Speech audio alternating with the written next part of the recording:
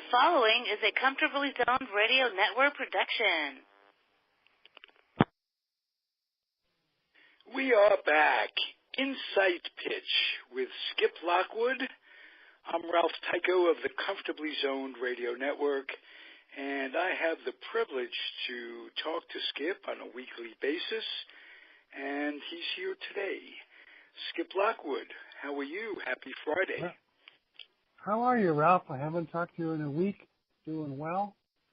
How is it on the West Coast? You're continuing to recover from your little procedure. Yeah, it's been a month. Doing fine. I feel good. Starting to get my strength back. Doctor said I could drive this week, so I went down and I saw my mother. My mother, as you know, is 102, and I brought her a big bouquet of flowers from my garden, and we had lunch together. Such a remarkable woman. She's a pistol, I tell you. She is something. Does she have a good memory for it all? You know, it comes and goes. She's excellent at longer term things, so she can remember something 15 or 20 years ago.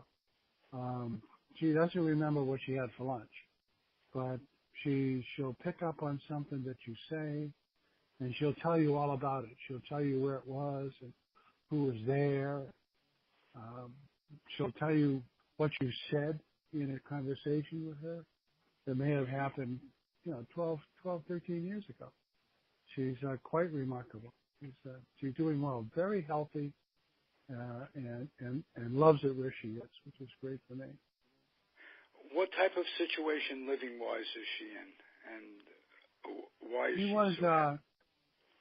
she was independent living, a place called Pond Meadow in Rentham, and she had a condominium unit with its own garage and its own porch and grill out the back. It was a one-bedroom, very comfortable. They did all the maintenance and all the work and everything for her, so she didn't have to worry about anything.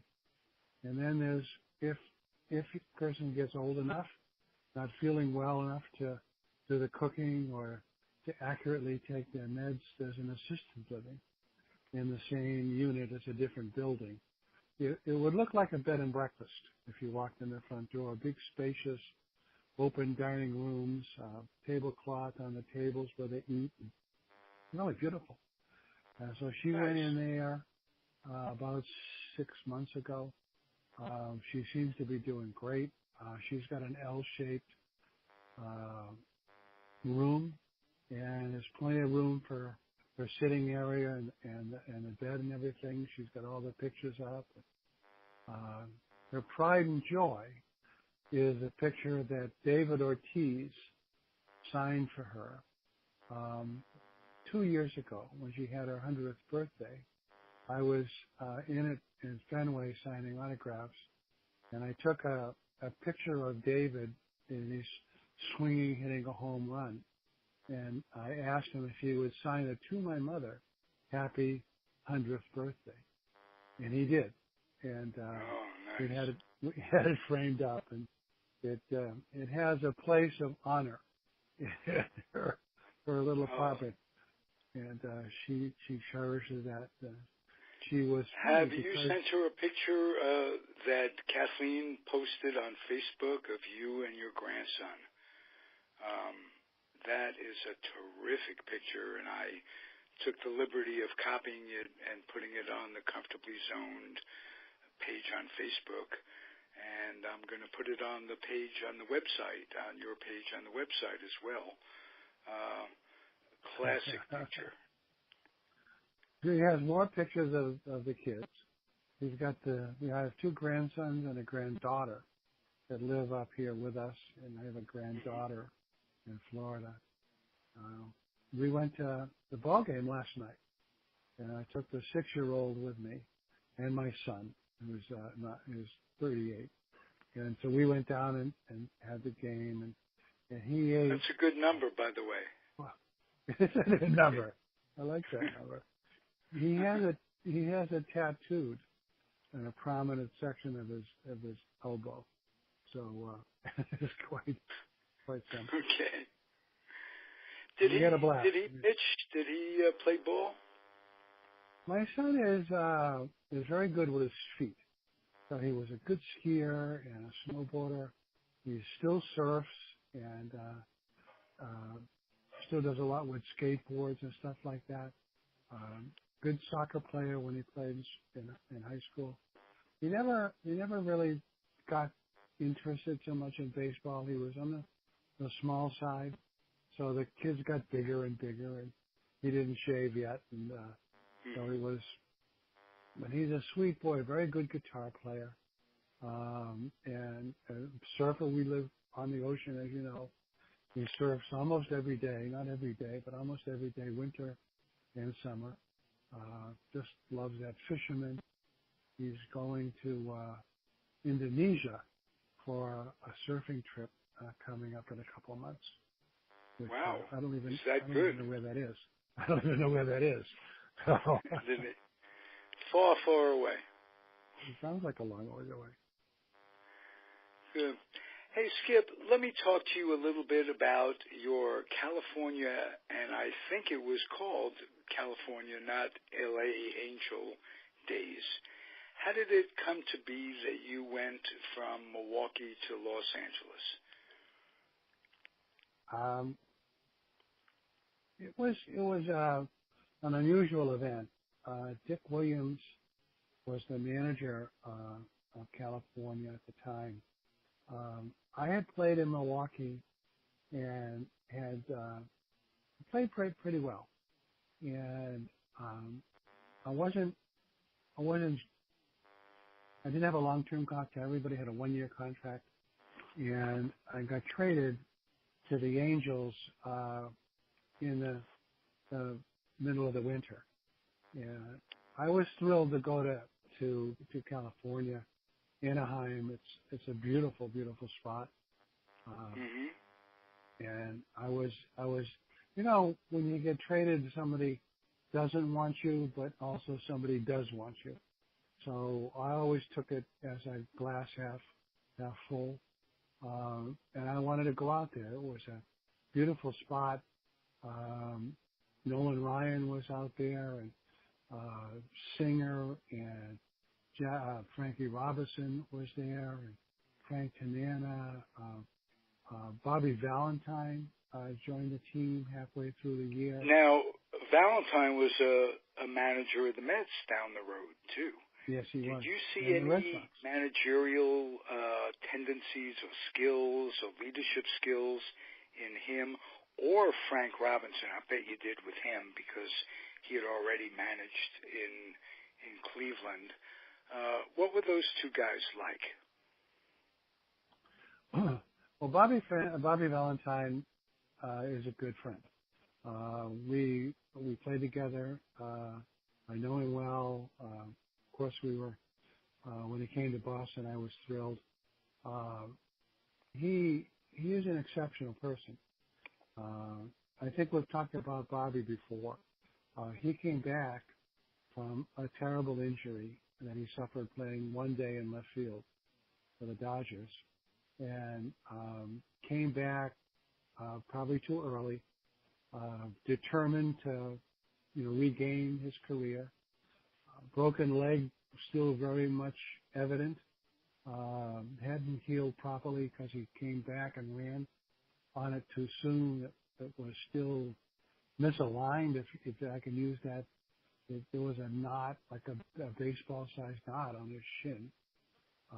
And he grimaced, and he ran, and he slid, and he took batting practice and shagged balls, and without a whimper. And he was courageous beyond belief.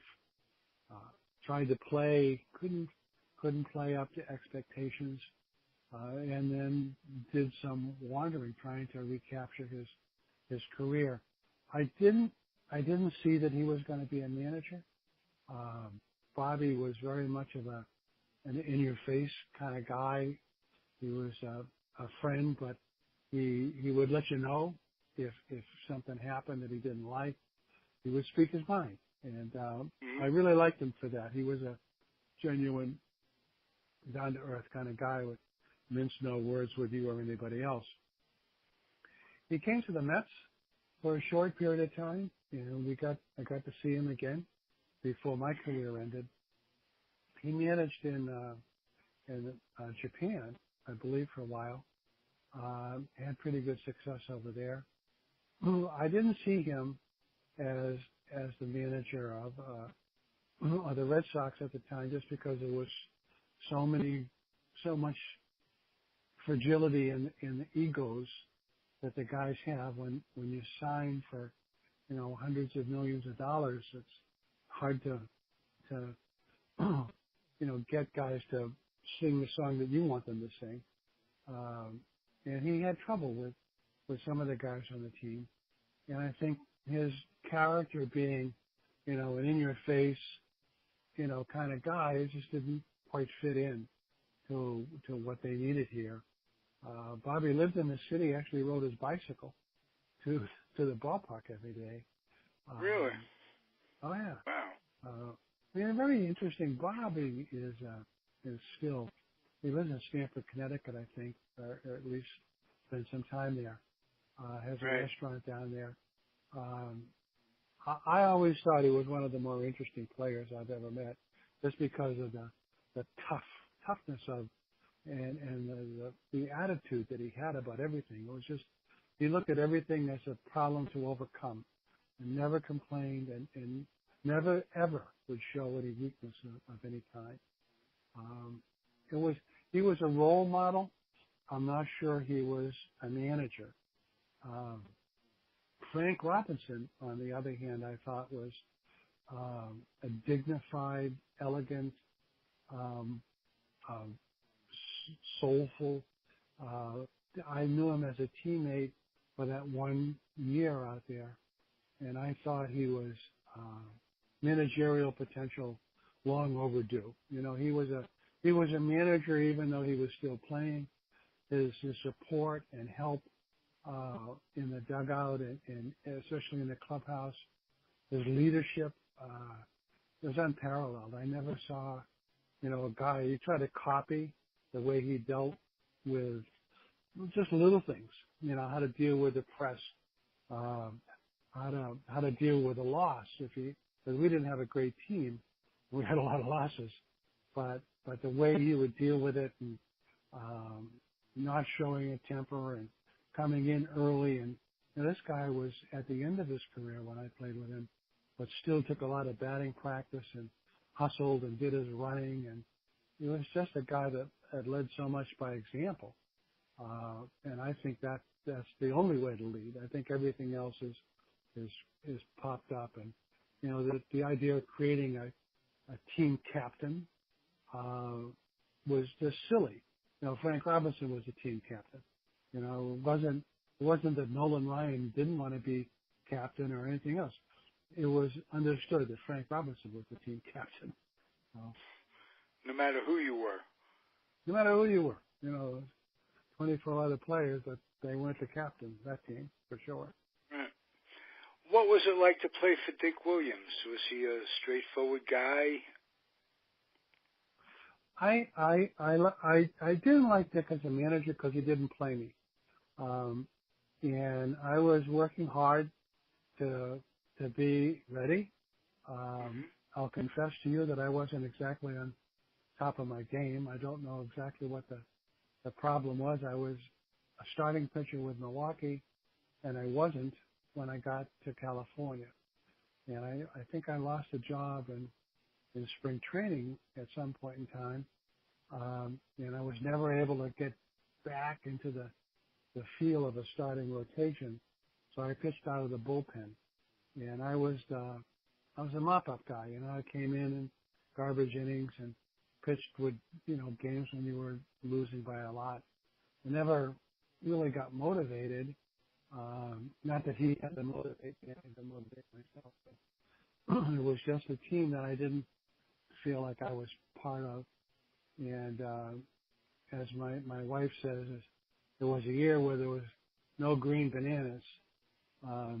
We waited all year for us to be traded or something was going to happen. Every day you'd go to the ballpark and have the feeling, like your bag was going to be packed.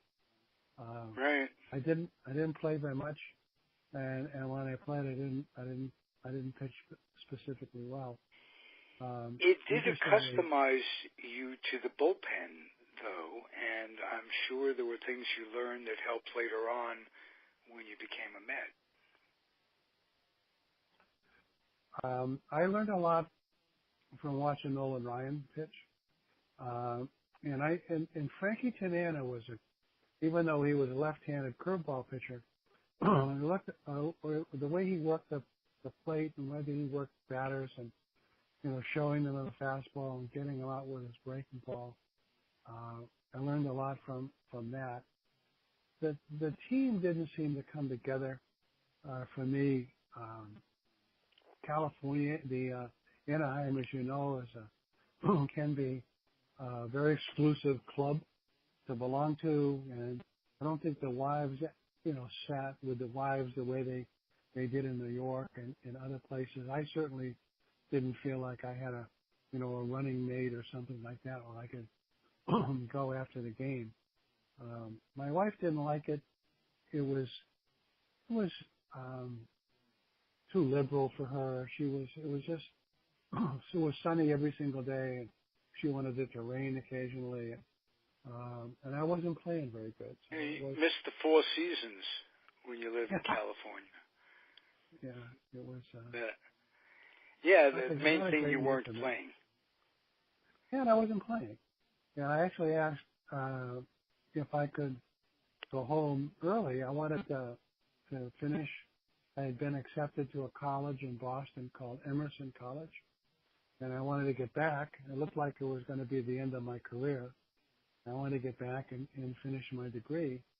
And so I asked Dick. I think one more week to go in the season. I hadn't pitched in a month. I hadn't pitched in a couple of weeks. So I asked him, I said, you're not playing me. Your roster's been boosted up now at the end of the year. You got other people to look at. And how about if you send me home and I can get back and get to school? And he looked at me and he said, that's a good idea. He said, you're probably going to need that education. So they let me go early. So I went back home. And as it turns out, you put that education off for like 6 more years. So what did he know? Yeah. He was, I think Dick was a very motivational guy for some people. If he didn't like you, you knew it. The guys whose names were in the starting lineup seemed to like him. I wasn't a player out there, and I didn't feel like I deserved to have the uniform if you're not ever going to pitch. I never went to the ballpark thinking I was going to play that day. Right, that has to be. It wasn't fun. It was just not fun to go out there. A big part of your enjoyment if you're not contributing, not because of anything else. You want to feel part of it. Yeah, and if the team's not winning and you're not playing well, that's a prescription for a very short career. You got to explain that to somebody somewhere, and you can get back on that horse again and pitch well and be a contributor. It was just one of those things that it just wasn't the right combination for me. Okay, before I ask you how it was that you ended up with the Mets, I want to know about the one most interesting guy on that team, to me, was Mick the Quick Rivers. Did you get to know him at all? Everybody knew Mickey. All right.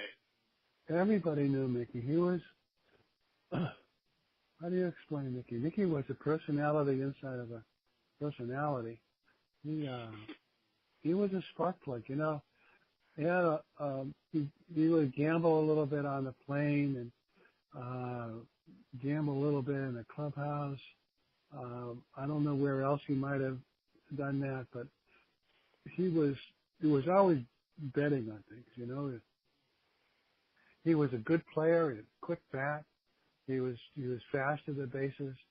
I remember him as a charming guy and all kinds of personality. I think he was probably the best interviewer on the team. He was just a great guy to put a microphone in front of. I think he always had a. He's a Facebook friend of mine, and I've asked him several times. He doesn't respond if he come on the podcast. I'm going to ask him specifically if he come on with you, and you guys could renew old times. That would be great. I'd love to talk with him again. Good. I'll try to get him on. How did you get to the Mets? Well, I got a letter in spring training in the winter that said I was picked up in the draft by the Yankees, and I was to report for spring training Yankee camp. So I did, and went down there. I got down there a couple of weeks early. I was in great shape. I was pitching pretty good. Fastball had some life to it. I was trying to learn like a hard breaking pitch, slider or something that I could throw a little bit off speed. I never learned how to sink a fastball. So I was a with the seams fastball, high ball pitcher. And I needed to complement that with some kind of breaking pitch, something that slider or something that I could throw for a strike. I had a big kind of a floppy curveball that was a little too slow, and I wasn't always on the plate with it. I always figured that if you're a high ball pitcher, you were, 12 to 6 curveball pitcher. You had two complementary pitches. So I was in the Yankee camp trying to learn how to, be at least a 2-pitch pitcher. I wonder what would have happened if I had learned how to throw a changeup. It would have been great. And I had a good spring. I got released 2 days before the end of that camp, and I was very discouraged. I had 4 years in Milwaukee, a year in California, and I got a release. Even though I was pitching well, I was going to have to go back to the minor leagues. It looked like nobody's going to pick you up. Skip, you had already qualified for your pension, am I correct? Oh, yeah. I so did. There's a lot of pressure off at that pressure off. juncture. Yeah. And so, I was resolute that I could still pitch, but there was a lot of hurdles in my way. I didn't know what to do. As you read about it in my book, I called Charlie Finley on the phone, panicking, not knowing who else to call in baseball. And he, of course, is the owner of the A's. Was my first contract was with the A's. Charlie was always a supporter and an advocate. And so I called him. He called me right back. I went and got on an airplane, which is a funny story, and went to Arizona under an assumed name because I hadn't completed the paperwork with the Yankees that they needed to have me complete to put on the waiver wire.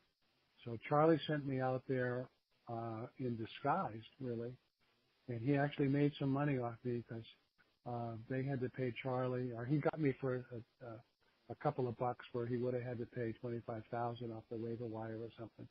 He felt like he made a few dollars off of me, and he put me in Tucson. And so this is 1975. Start the year in Tucson, and I'm pitching great. I made the transition to the bullpen, and there's something about the bullpen that I like. Leo Mazzoni, as you know, and I are still good friends, and he helped me with my delivery, and my fastball was hopping, and I was psyched. I'm going back to the big leagues, I hope. And Charlie gave me a call and said that the Mets were interested in my contract. I went back to New York and got there in the first game of a doubleheader and I got the job as a closer with the Mets. But it was a transformation for me to go from being, starting pitcher to, 1 foot into retirement here, and to come back and get a job with the New York Mets in New York City, pitching side by side with Hall of Famers. I'll tell you what, it was, I think I didn't sleep well because I was smiling so much. It was just, it was a lot of fun. What a feeling. I know this is a short one for you today, so I just want to ask you one more question that I never asked you. How did it come to be that Ferguson Jenkins wrote the foreword to your book? That's a great question. Ferguson has been a friend, probably 10 years. I don't see him very much. I see him at some MLB events. I saw him in New York at the dinner that the alumni have where they honor one of the players every year. I've seen him at a couple of golf events here in New England. As it so happened, last year we were doing a golf event up at Belgrade Lake for Special Olympics. And he and I, as you can tell, I like to talk. Ferguson is a pillar of dignity and grace. And he was addressing the kids after the clinic was over, telling them how important it is to have respect for the uniform and come to the ballpark every day with purpose and a vision, and button your shirt up and put your hat on square and go out there and don't let anybody take a dream or a vision away from you that you might have of becoming a big league. And that was his message. So I followed him, and I was standing in front of the same kids and saying many of the same things. But, I first of all, I said to the kids, do you realize what you just heard and who spoke to you? This, is a Hall of Fame in Canada, in the United States, and he's just an articulate guy. But the message was similar that I had. So I went to him afterwards. I said, Fergie, what a beautiful talk. He said, yeah, man, you said the same thing. Thanks for backing me up. And I said, well, I'm just completing a book, and I'd love to have you on the back cover. If you would say something nice, about the message that I have, I can give you an advanced copy of it. He said, oh, I'd love to have it. And so I had a copy of the memorandum with me and gave it to him. And the next day, I guess he had gone through it and liked it. Maybe he only read a third of it or something. I don't know. But he said, Skippy, listen, I want to do the foreword for your book. And I was blown away. It was an honor. And he did. He wrote a foreword to me that was beautifully written. And, what a privilege to get a guy like that to be the first name that people see in my book. It's amazing. Hey, what a privilege for me to have Skip Lockwood on my podcast network. How about that? Just as much of an honor, Skip, I can assure you. Thank you. Thank you. Good. Come back next week. We'll do it again. Sounds great to me. I look forward to it. Me too. And one of these weeks, bring Kathleen as a guest. Yeah, okay. All right. You be well. Okay. You be Bye-bye. Brooks. See ya. Bye-bye. Bye, everybody. Thanks for listening, and stay well. Adios.